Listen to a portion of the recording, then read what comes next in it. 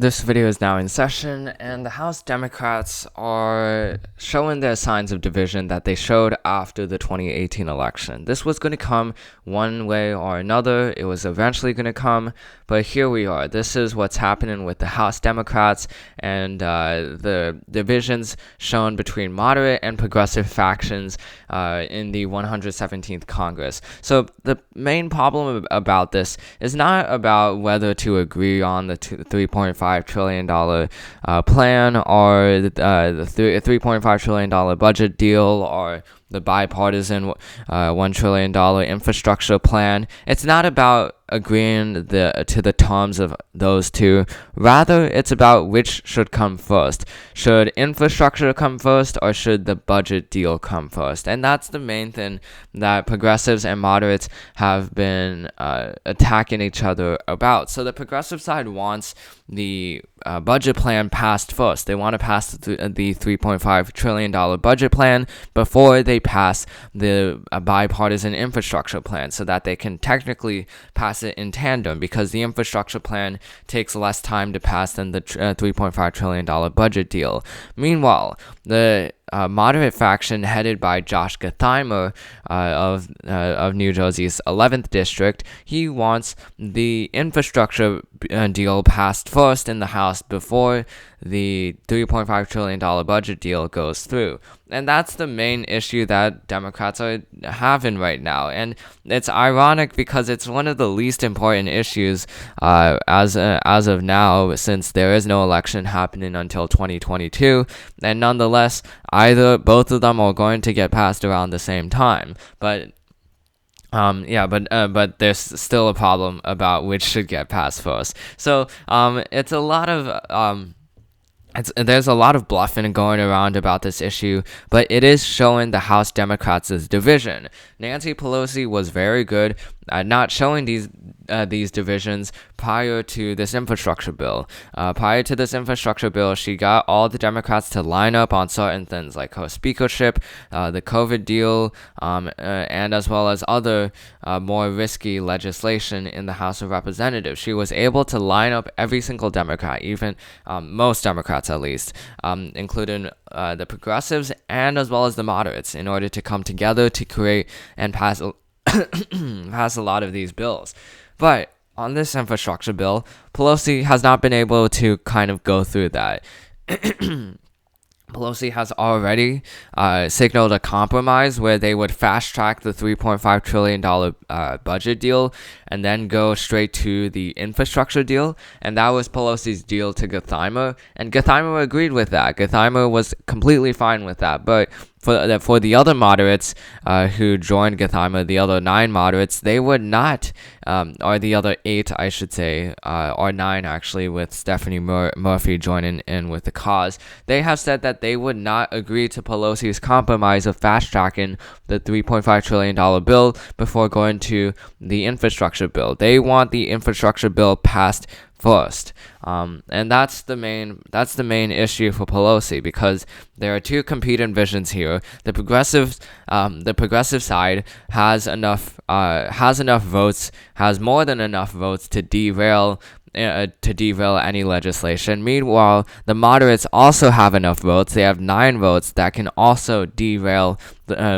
both pieces of legislation. So both of them are strong enough, both coalitions are strong enough to the point where Pelosi has to consult with both of them. And so far she sided with the progressives, mainly because the progressives have more votes than the progressives have more votes than the moderate faction. So that's the main reason why Pelosi wants to fast track the $3.5 trillion budget plan instead of going for infrastructure first.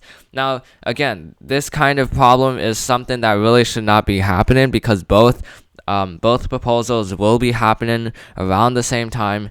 Ultimately, for the Democratic Party, it doesn't matter which gets passed first or second. Ultimately, both of them will get passed. But this is just creating more headache than necessary for the Democratic Party. And it's and in some ways, it is a sign that the Democratic Party, the House Democratic leadership, is going to face a lot of problems in 2022, because if you have moderates and progressives fighting with each other on a lot of these things, then you have less time to figure out who should represent which nominations in competitive House races come 2022.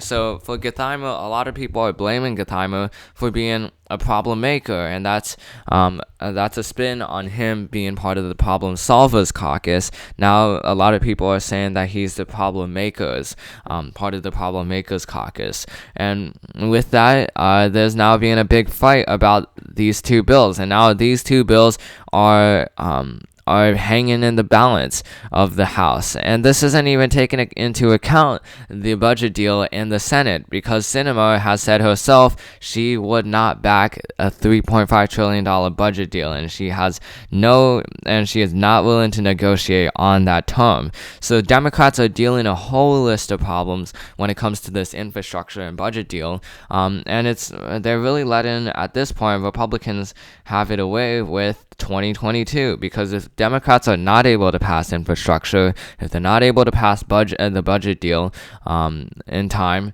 then a lot of people are going to get upset at the Democratic Party, and people are going to get frustrated that the Democratic Party essentially is becoming like 2012 to 2014, where there's a lack of progress happening and where there's a lack of legislation that should be popular with the American public being passed, because a lot of these things still have majority approval among Americans as a whole, both Democratic and Republican.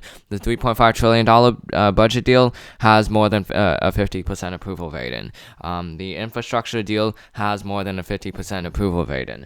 But for the Democrats, for a lot of moderate Democrats, they have their own constituents to go to, and for Josh Gottheimer, he is at risk of losing in the 2022 election, which is why he's causing a lot of these problems, so that he can give himself a bigger voice, so that he can go back to his constituents in New Jersey and say that, look, I have influenced legislation in the House by making it more moderate, by doing the right things first, even though a lot of this is just blasphemy, and as well as simply rhetoric.